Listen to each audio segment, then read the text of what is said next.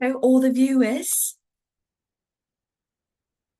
In this video, I'll be sharing a public lecture, and the title here is Why Burnout is a System Failure, Not a Personal Weakness. Well, let's say a doctor finishes a 16-hour shift. 3 patients died. One family screamed at him. He forgot to eat. He has not slept properly in weeks. Yet, tomorrow morning, he will return to work smiling. And when he finally collapses emotionally, society often says, you need better resilience. But what if the problem is not weakness? What if the problem is the system itself?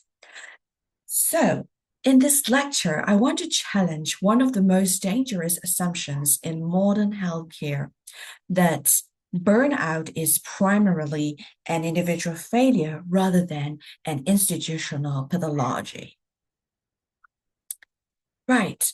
So nowadays, burnout among physicians has become a global crisis, not simply stress, not temporary fatigue, but profound emotional, physical, and existential exhaustion.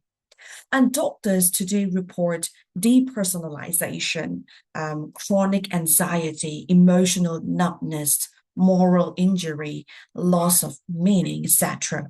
And many entered medicine to heal humanity, right? And only to discover systems that slowly dehumanize the healer, the doctor. And this is not merely a mental health issue, it is a civilizational warning signal. Right. Now, in this part, I just want to focus on the industrialization of compassion. Modern healthcare has achieved astonishing technological advancement. We can transplant organs, edit genes, predict disease through artificial intelligence in healthcare, like predictive analytics, and simulate surgeries with digital precision. But while medicine advanced technologically, many healthcare systems became industrialized economically.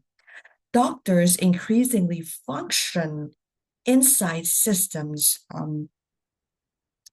driven by productivity metrics and documentation overload, administrative bureaucracy, algorithmic efficiency. And something tragic happens when healing becomes mechanized. The physician slowly becomes treated like a machine, right?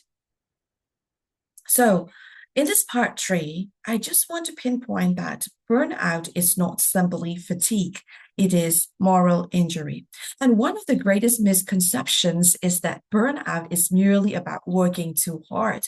But many physicians are not exhausted primarily because they work long hours. They are exhausted because they are repeatedly prevented from practicing medicine in the way they believe is right. And this is called moral injury. So, to give you an example, like knowing a patient needs more time, but being forced to rush, and prioritizing documentation over human connections with the patients, and seeing profit structures shape treatment decisions, and witnessing suffering while lacking institutional support. And this creates a fracture between professional calling and organizational reality, and the soul becomes divided against itself. Now, so in this part 4, let me integrate the biblical point of view and the biblical pattern of exhausted servants. And burnout is not a uniquely modern phenomenon. And even in the Bible, we repeatedly encountered exhausted servants, right? Exhausted people. Consider that Prophet Elijah in the book of First Kings. After intense spiritual and emotional labor, Elijah collapses beneath a tree and says, well, I have had enough. And this is remarkable. And one of the one of Scripture's greatest prophets experiences profound exaltation. And notice God's response in the Bible. God does not begin with condemnation. He provides what? Rest, food, presence, and restoration. Why? The reason is that exhaustion is not always evidence of weakness. Sometimes it is evidence that a human being has carried too much for too long. Now, in this part, I'm going to still referring back from the Bible and then pinpointing another point, which is the myth of infinite capacity. Modern healthcare often rewards self-sacrifice without limits. Well, physicians are subtly taught never stop, never slow down, never show weakness, never admit emotional struggle. But after all, they're all human beings. But this expectation contradicts human design itself. In the book of Genesis, we all know even creation contains rhythms of rest. And the Sabbath principle reveals something profound. Human beings were never designed for endless productivity. Yet, modern systems increasingly treat doctors as, as if they are infinitely expendable resources. And eventually, the consequences emerge as depression, divorce, addiction, emotional detachment, and suicide. This is not resilience failure. This is structural failure. Now, in this part, this is something it's quite prevalent, and which is the dangerous culture of silent suffering. Medicine often creates a paradox. Doctors are trained to care for everyone except themselves. A physician may compassionately encourage patients to seek therapy, rest, address emotional pain while privately feeling unable to do the same. Why? Because sometimes medicine confuses vulnerability with incompetence.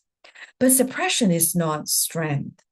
Even in the book of Psalms, it's filled with emotional honesty, right? Grief, despair, fear, exhaustion. And biblical spiritually does not deny human limitation. It acknowledges it. And perhaps one of the deepest problems in medicine is that many healers feel permission to treat humanity, but not permission to remain human themselves. And I just want to say that technology cannot heal a meaning crisis. Many institutions attempt to solve burnout through wellness seminars, resilience workshops, meditation apps, productivity optimization. But burnout is often not fundamentally a productivity problem, it is a meaning problem. When physicians lose autonomy, purpose, relational connection, and moral coherence, no amount of efficiency training can restore the soul.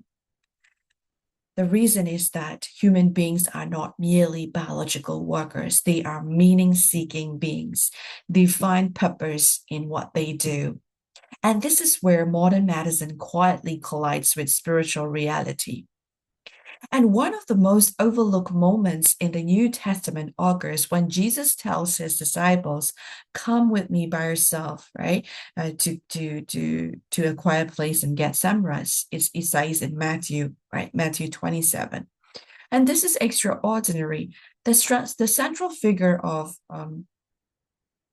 Christianity recognized emotional depletion, physical exhaustion, and the necessity of restoration. And rest was not laziness, it was wisdom. And perhaps most modern healthcare has forgotten something ancient and essential, that healers themselves require healing.